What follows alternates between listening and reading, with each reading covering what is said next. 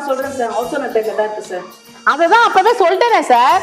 Sir இதுக்கு file எடுத்து தலையில அடிச்சுக்காதீங்க. அதைத்தான் அவங்க அப்பயே சொல்லிட்டாங்களே. ஏம்மா இந்த ஹவுஸ் ஓனர்ன்றீங்கள, அந்த ஹவுஸ் ஓனர் யாரு? அவர் பேர்ல இருக்குன்றீங்கள, அவர் பேர் என்ன? தயவு செஞ்சு 2 பேர் சொன்னா எனக்கும் கொஞ்சம் புரியும். என்னமோ எடுத்ததுக்கெல்லாம் இவங்க தான் பீத்த மருமகன் சொல்றாங்கல்ல, அவங்களுக்கு தான் தெரியும், கேளுங்க. நான் ஹவுஸ் ஓனரை ஒரு தடவை தான் பார்த்திருக்கேன் சார். கண்டுபிடிச்சேன் சார்.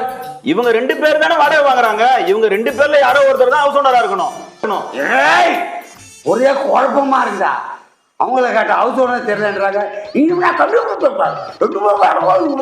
அவங்க தான் ஹவுஸ் ஓனரே இல்லைன்றாங்க. ஏமா தயவு செஞ்சு யார் ஹவுஸ் ஓனரு, யார் பேர் வீடு இருக்கு, உங்களுக்கு புண்ணியமா போக சொல்லி தொலைங்கம்மா. சார். 10 வருஷத்துக்கு முன்னாடி ஒரே ஒரு தடவை ஹவுஸ் ஓனர் எங்ககிட்ட வாடகை வாங்கிட்டு போயிருக்காரு சார். 10 வருஷத்துக்கு முன்னாடி வந்து உங்ககிட்ட ஒரு தடவை வாங்க மாறா. இப்போ நீங்கள் 2 பேரும் வாங்குறீங்கன்றீங்க. இப்போ உங்ககிட்ட ஒருத்தன் வாங்கி போனான்றீங்க.